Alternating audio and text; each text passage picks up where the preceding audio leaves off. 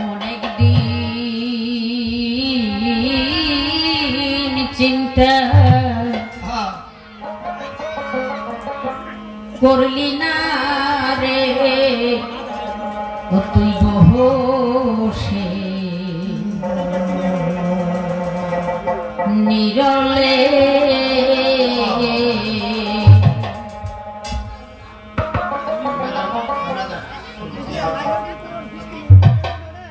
হবে কেন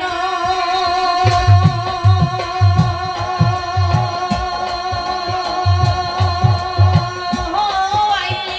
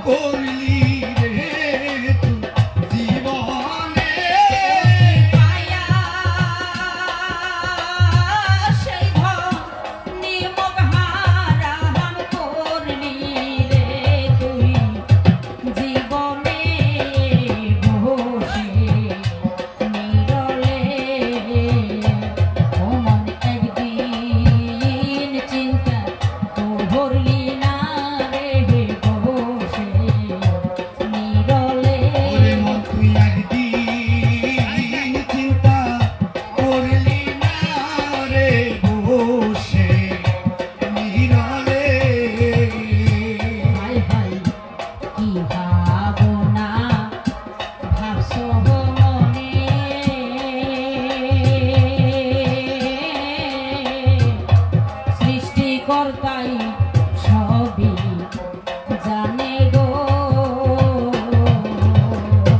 মনে কি ভাবনা ভাবছো মনে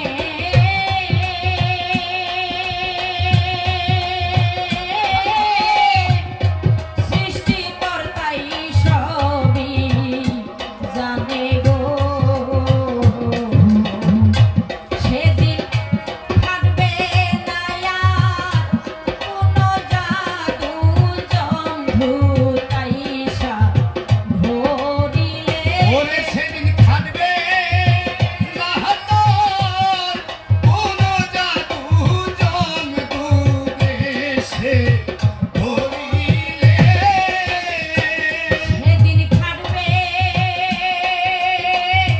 না আর কোনো জাদু জম্ভু তাইসা ধরিলে বসে নিরলে ও মন একদিন এই চিন্তা করলি না রে বসে নিরালে ওরে মন তুই একদিন চিন্তা করলি না রে বসে নিরালে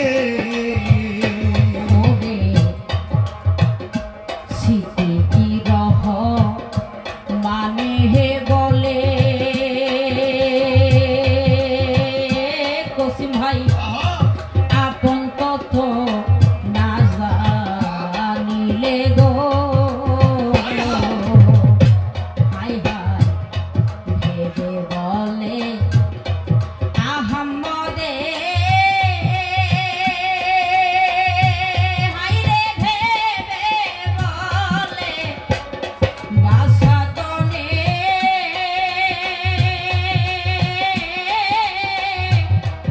আপন তথ্য না জানিলে গো সেই মানুষ হইতে হও না শ্রেষ্ঠ মানুষের পদতলে তুই মানুষ হতে হও না সৃষ্ট মানুষের পদতলে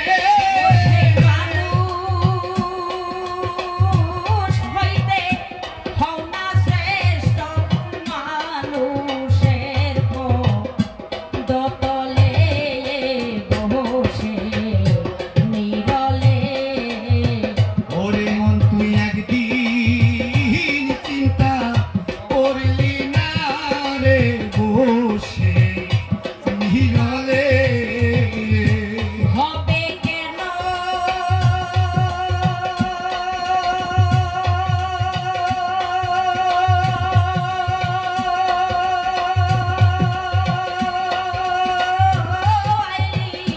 কি করিলি কি হবে পরকালে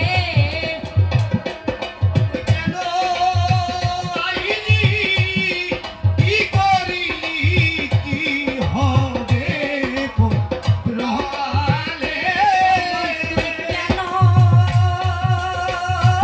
আইলি কি করিলি কি হবে পরকালে বসে নিরলে ওরে মন তুই একদিন চিন্তা করলি না রে বসে নিরালে বসে নিরালে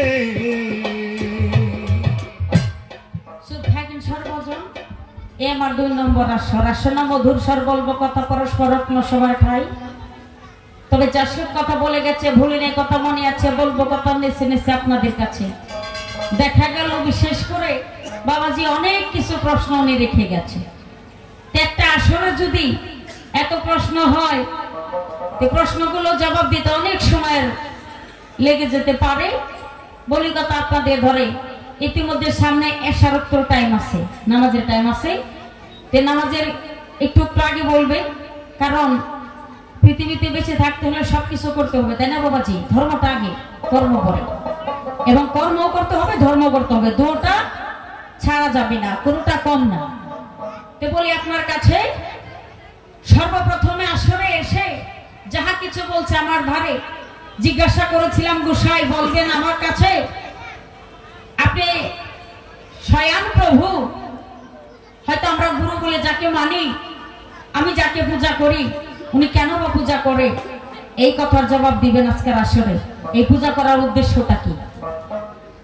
এখানে আছেন আমার অনেকজন গুরু গোসাই, তারা শুনেছেন এবং জেনেছেন, উনি জবাব দিয়েছেন। তো সবার কাছে ধন্যবাদ জ্ঞাপন করি, উনি যে সুন্দরভাবে জবাবগুলো দিছে এই প্রশংসাটা আগে করি। কারণ আমি বেশি কিছু বলবো না, না বলো তো কোনো কিছু পারি না। দেখলাম লক্ষ্য করে উনি দুটি কথা আমার কাছে রেখে গেছে।